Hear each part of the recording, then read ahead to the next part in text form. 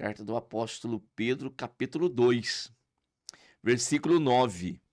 Vós sois a geração eleita, o sacerdócio real, a nação santa, o povo adquirido, para que anuncieis a virtude daquele que vos chamou das trevas para a sua maravilhosa luz, vós que em outro tempo não éreis povo, mas agora sois povo de Deus, que não tinhais alcançado misericórdia, mas agora alcançaste misericórdia.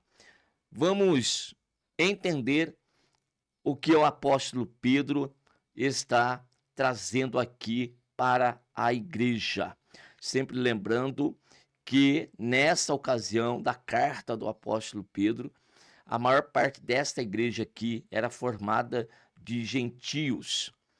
O que eu quero dizer com gentios? Toda a nação, todo o povo que naquela ocasião não pertencia aos judeus. Então nós tínhamos dois grupos distintos aí relacionados a povo, que era o judeu, aquele que servia a Deus, aquele que andava, tinha as leis de Deus, eram detentores aí das promessas de Deus, tá bom? E nós tínhamos aqueles que não faziam parte, aí eram conhecidos como gentios. Ou seja, estes não faziam parte do povo de Deus.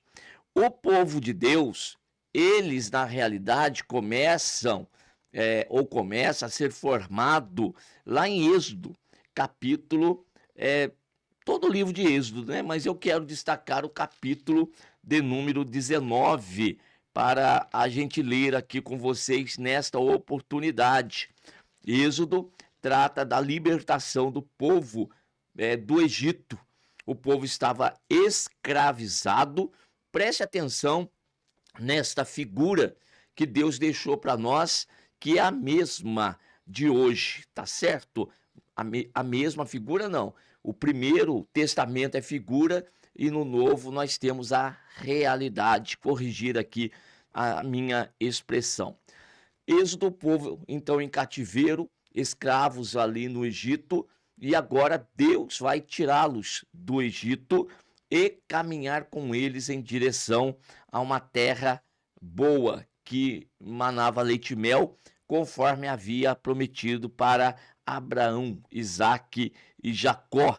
E depois que Deus tira o povo do Egito, então agora ali no monte Horebe, né, onde o povo agora está acampado, capítulo 19 do livro de Êxodo, então Deus agora diz para o povo no verso 5: agora, pois, se diligentemente ouvirdes a minha voz e guardardes o meu conserto, então sereis a minha propriedade peculiar dentre todos os povos, porque toda a terra é minha.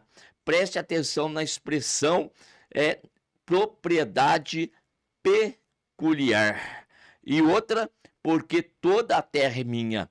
Então tudo que existe foi criado por Deus. Tudo que existe, a origem é Deus. E tudo que existe, portanto, é pertencente a Deus. Não tem nada do diabo não, viu? Não tem nada que o diabo fez, não. O diabo não faz nada. Ele só destrói. Ele só acaba com aquilo que Deus ele realiza de bom. Ele tenta destruir. Então, tudo que existe é de Deus. Todas as nações, todos os povos, todas as línguas são pertencentes a Deus. Nesta ocasião, o que é que Deus está fazendo? Ele está formando para si um povo. E formando de quem? De um grupo de escravos que estavam lá no Egito, em sofrimento, em opressão, e Deus vai até lá e os tira. Tira de lá porque não é pertencente também ao Egito. Deus não está tirando o egípcio para formar para si um povo. Não, Deus está tirando aquela que era a descendência de Abraão, Isaque e Jacó. Então são esses que estão no lugar errado. Preste atenção nessa expressão, por favor. pegar isso aí? Então Deus está tirando de lá um grupo que se encontrava no lugar errado. Então eles estavam ali no Egito, mas eles não eram do Egito. Aquele povo já tem promessa. Então Deus está tirando aquele que é seu, aquele que lhe pertence. Então Deus agora tira.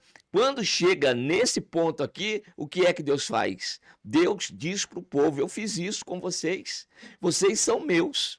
E agora que eu revelei a minha vontade para vocês, como que vocês vão fazer para continuar em minha presença?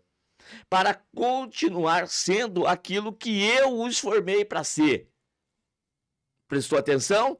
Anote aí. Então, você vai observar, então, os meus mandamentos de forma diligente.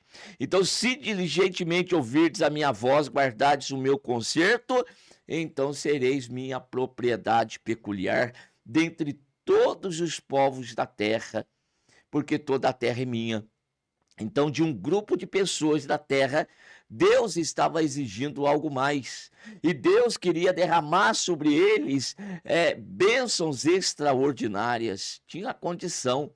Era obedecer a Deus. Era desejar andar na presença de Deus. Era desejar ter Deus como Senhor, como único Deus. Único. Não pode compartilhar. Não pode dividir. Se tem uma coisa que Deus não divide, é a sua glória. E Deus não aceita ele habitar ou coabitar aí com coisas estranhas, alheias à sua santidade. Então, quer continuar agora sendo bênção, já que eu os separei, eu os tirei, eu os formei para mim como povo? Guarde a minha palavra, ande na minha presença. Quando nós chegamos no livro do profeta Isaías, capítulo de número 23, preste atenção aí nesse versículo 21, eu leio com vocês: esse povo que formei para mim, é Deus falando agora através do profeta Isaías para o povo de Israel. Esse povo que eu formei para mim, para que me desse louvor. Contudo, tu não me invocaste a mim, ó Jacó, mas te cansaste de mim, ó Israel. Irmãos, olha o que é que Deus está falando com o seu povo agora. Quantos anos já se passaram desde Êxodo, depois Josué entrada na terra prometida, e passa a época dos reis, e agora nós estamos... Isaías é um dos profetas da época dos reis de Israel, né? Então vejam a situação em que o povo se encontra. Deus está dizendo que havia formado aquele povo para si, para o seu louvor. Era para, através desse povo, o nome dele ser glorificado, ser engrandecido, ser exaltado. As outras nações reconhecer a sua grandeza, a sua majestade. Aí, exemplo da época de Salomão, em que existia uma nação em plena paz e prosperidade, em que as outras nações visitavam o reino de Israel, e quando chegava ali trazia presentes para Salomão. E era um reino próspero e que não existia nenhuma guerra, mas prosperava a si mesmo, porque as bênçãos de Deus estavam sobre a vida daquele povo naquela ocasião de Salomão. Mas quando nós chegamos agora na época de Isaías, o povo, como eu já disse no início para vocês, se mistura com as nações terrenas, com as nações ao seu redor, começa a adotar os costumes das nações vizinhas. Já fica aqui um alerta nessa pregação. Se Deus já te tirou de lá, por que ainda atrai para si costumes que são próprios desse mundo terrível? é para ter deixado lá. Não era para ter trazido. Não era para estar com você esses costumes, essas atitudes, esses comportamentos. Isso aí era de uma época em que você estava na escravidão, estava no Egito, mas você foi tirado de lá, você foi resgatado de lá, você foi trazido para a presença de Deus. E agora, em relação a Israel, o que é que o Senhor Deus disse? Contudo, não me invocaste a mim, ó Jacó, mas te cansaste de mim, ó Israel. Que pena, porque isto aqui resultou em destruição do povo. Eram 12 tribos, agora só tem 10. Desculpe, só tem 2. E destas 2 restantes, agora vão ser levados em cativeiro por causa do quê? Do não cumprimento daquilo que está lá em Êxodo capítulo 19 e o verso 5. Deixaram de ouvir a palavra de Deus, os mandamentos de Deus, as orientações de Deus. Quando nós chegamos agora no Novo Testamento, e se nós lermos, por exemplo, aqui a carta que Paulo escreve à igreja que estava em Éfeso, e você pode acompanhar comigo nesta carta, essa maravilhosa carta do apóstolo Paulo em Éfeso. Nós lemos que Deus, ele separou um povo para o seu louvor, para a sua glória, para que através desse povo o seu nome fosse glorificado, fosse engrandecido. Olha só, irmãos, através agora de um povo na terra, o Senhor está formando um único povo. Então eu disse, vou ler a partir do capítulo 2 aqui, e o verso de número 15, na sua carne desfez a inimizade, isto é, a lei dos mandamentos, que consistia em ordenanças para criar em si mesmo dos 2 povos, dos 2, um novo homem, fazendo então a paz, e pela cruz reconciliar ambos com Deus em um corpo, matando com ele as inimizades. Então, dos 2 homens, dos 2 povos, Deus fez um. Que povos? O que eu comecei pregando, falando para vocês, judeu e gentios. E Jesus, ele veio para reconciliar e formar de judeus e formar de gentios um povo. Então, lá em Êxodo capítulo 19 era a figura.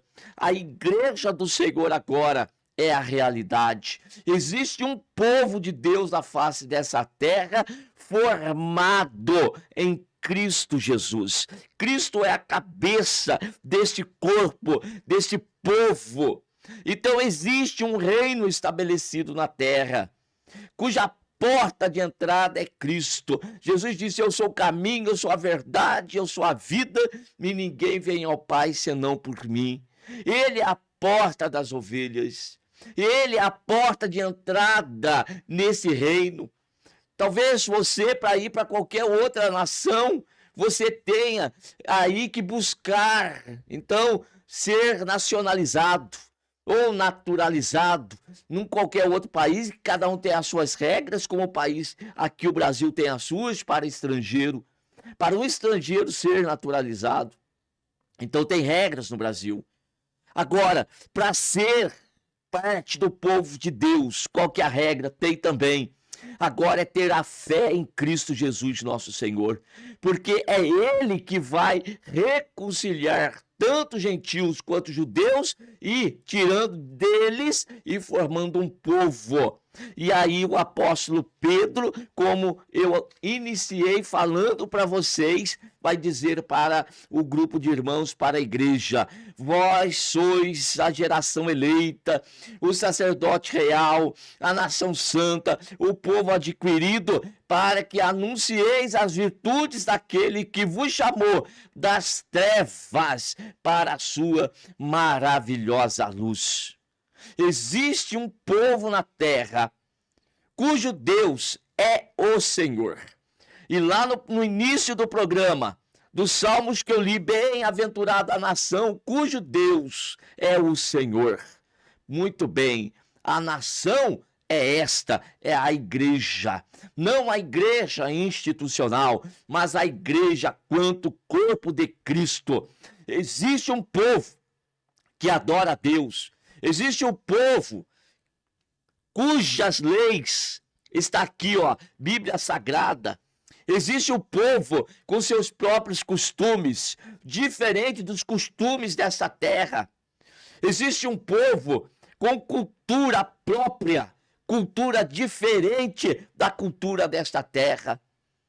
E isto, Ananias, Misael e Azarias, assim como Daniel, quando estavam na Babilônia já, deram-nos exemplo.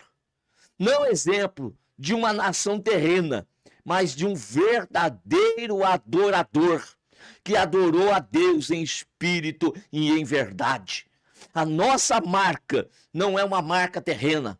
A nossa marca é uma marca espiritual. Ela é celestial. Agora é o sangue de Jesus Cristo que nos selou, que nos marcou e que nos protege, nos guarda. Então nós temos a marca de Cristo em nós. E aqueles homens, no seu tempo, demonstraram isso. E quando Ananias, Misael e Azarias foram desafiados no seu costume, na sua cultura e na sua adoração a um Deus, eles demonstraram: nós morremos, mas nós não adoramos outro Deus. Nós morremos, mas nós não abrimos mão dos nossos costumes, da nossa cultura. Não vamos nos misturar, não vamos nos render, não vamos nos prostrar. Deus está à procura de homens e mulheres com atitudes, com comportamentos definidos, com identidade. Você tem a identidade do céu? Você tem uma identidade? Pois bem, demonstre. E quando que vai ser demonstrado? Quando nós somos desafiados. Meu irmão, minha irmã, você faz parte de um povo aqui diferente. Um povo que para esse mundo é um povo estranho, é um povo esquisito. Mas muito bem, eu prefiro ser estranho e esquisito a me render a este mundo maligno, profano, blasfemo, e que está preparado para o dia do juízo, em que Deus vai descer fogo sobre esse lugar. Mas existe um povo cuja marca e selo está reservado para o dia da salvação. Você faz parte desse povo. E agora nós temos uma missão, que é adorar, que é servir, que é louvar o Deus que nós servimos. O Deus que nos tirou das trevas e nos trouxe para a sua maravilhosa luz. Tenha um bom comportamento, tenha uma boa atitude, seja fiel, seja verdadeiro. Vós que em outro tempo não erais povo, mas agora sois povo de Deus. Não tinhas sido alcançado, não tinhas alcançado misericórdia, mas agora alcançaste misericórdia. Olha o que é que Deus fez na nossa vida. Nós estávamos destinados à morte, nós estávamos destinados à destruição, mas por meio de Cristo Jesus, o nosso Deus nos alcançou e nos trouxe para a sua presença e colocou na nossa boca um cântico novo. Adore a Ele, sirva somente a Ele. Que os teus pensamentos estejam totalmente voltados para Ele. Não aceite os manjares dessa terra. Não aceite as propostas do inferno, do diabo. Ele quer tirar você desse lugar maravilhoso onde você se encontra. permaneça aqui, fique aqui, ouça a palavra de Deus com diligência, coloque em prática todos os dias da tua vida e Deus vai te ajudar. Deus vai ser a tua fortaleza, teu alto refúgio e o socorro bem presente na hora da angústia. Permaneça fiel, porque Ele é fiel. Amém.